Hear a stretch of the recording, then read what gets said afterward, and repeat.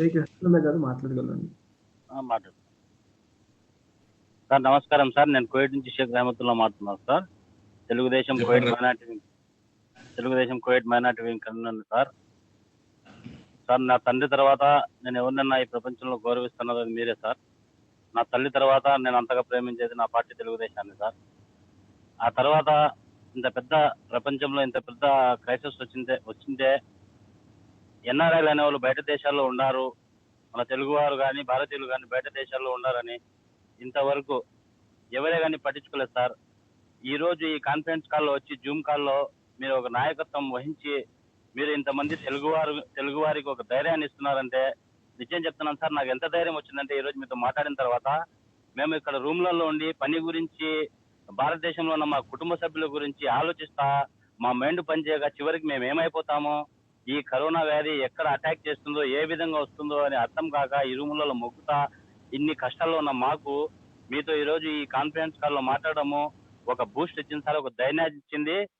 చావుని కూడా ఒక ధైర్యంగా ఎదుర్కొంటే ధైర్యం ఇచ్చారు సార్ మీరు ఈ రోజు మాకు ఈ కాన్ఫరెన్స్ కాల్లో వచ్చి. తర్వాత ఇక్కడ కోవిడ్ విషయానికి వస్తే నేను కోవిడ్ నుంచి మాట్లాడుతున్నాను సార్. కోవిడ్ లో అయితే రోజు రోజు కేసులు పెరుగుతున్నాయి సార్.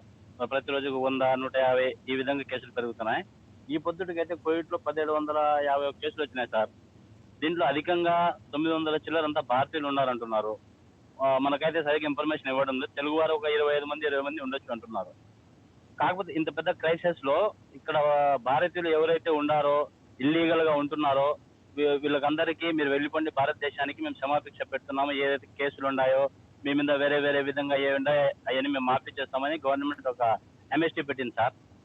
దాంట్లో ఎంబసీ వారు, తెలుగు సంఘాల వారు మేమంతా కలిసి ఇక్కడ నుండి తెలుగు వారిని కానీ భారతీయులు కానీ ఏ విధంగా ఇండియాకు పంపించాలనే ఒక సదుద్దేశంతో మనం అందరం కలిసి పనిచేస్తున్నాం సార్.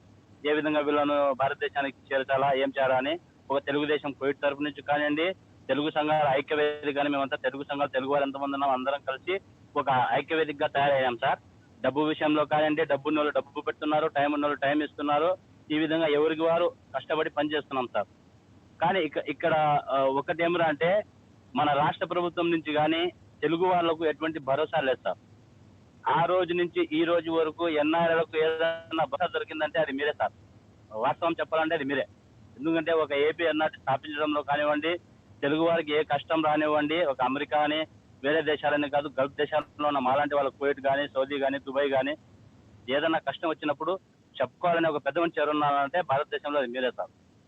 ప్రధానమంత్రి గారు ఉండొచ్చు, భారతదేశ ప్రభుత్వం ఉండొచ్చు, దానికి ఎటువంటి లోటు లేదు. కాకపోతే తెలుగువారు, నేను కడప జిల్లా సార్, నాది కడప నియోజకవర్గము, కడప నగరం నుంచి నేను. తెలుగువారు ఇక్కడ ఉన్నాం మేము వచ్చి, ఇంత క్రైసిస్ జరుగుతుంది, ఇంతవరకు ప్రభుత్వం నుంచి మీరు ఎంతమంది ఉన్నారు, ఎంతమందికి కరోనా వచ్చింది, ఎక్కడ ఉన్నారు, ఏం చేస్తున్నారు, తిండి ఉందా, తిప్పలు ఉందా, మనకు అడిగే నాదులు లేదు సార్. అదే మీరు ఉనింటే ఈ ఏపీఎన్ఆర్టీ ద్వారా మన మంచి చెడ్డలు అడిగింటారు. ఏపీఎన్ఆర్టీ ఏం చేస్తుంది, మన అధికార రవి గారు కానీ, ఆ తర్వాత వేరే ఏపీఎన్ఆర్టీ వర్కర్స్ కానీ వీళ్ళంతా ఫోన్లు చేసి ఎప్పటికప్పుడు మాకు మానిటర్ చేసేవారు సార్. కానీ చాలా బాధపడుతున్నాం సార్. తప్పు ఎక్కడ జరిగిందో అది ప్రజలకు తెలుసు, మేమైతే కష్టపడి పనిచేసినాము.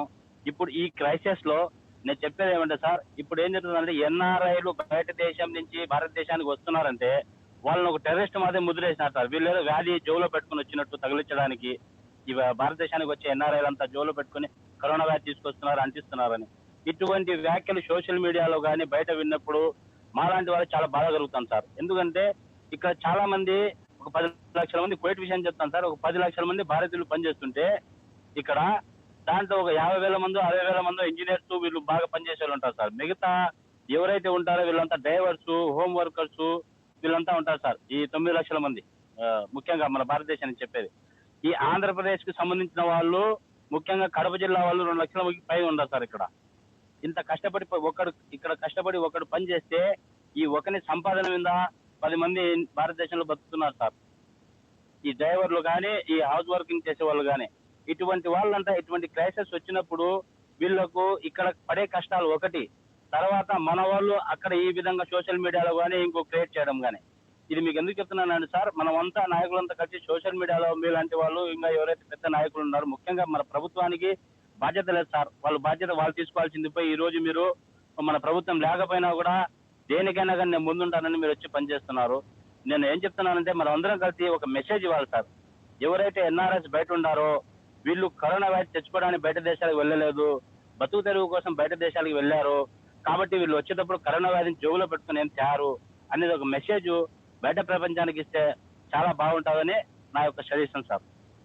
ఆ తర్వాత ఇప్పుడు ఎవరైతే ఈ ఎంఎస్టీలో మన కువైట్ నుంచి ఇండియాకి వస్తున్నారు సార్, వీళ్ళకు ఏ విధంగా సేవ్ చేస్తారు, ఏ విధంగా తీసుకుపోతారు, ఎక్కడికి ఏం చేస్తారు అనేది ఎటువంటి ఇంటిమేషన్ లేదు సార్ మన ప్రభుత్వం తరపు నుంచి, ఏం చెప్పడం లేదు. మీరు దయ ఉంచి సార్, నేను మీకు నమస్కారం పెట్టి చెప్తున్నాను, మీరు మోడీ గారితో మాట్లాడి మన భారతదేశ ప్రభుత్వంతో సెంట్రల్ గవర్నమెంట్ తో మాట్లాడి ఎవరైతే ఈ గల్ఫ్ దేశాల్లో గల్ఫ్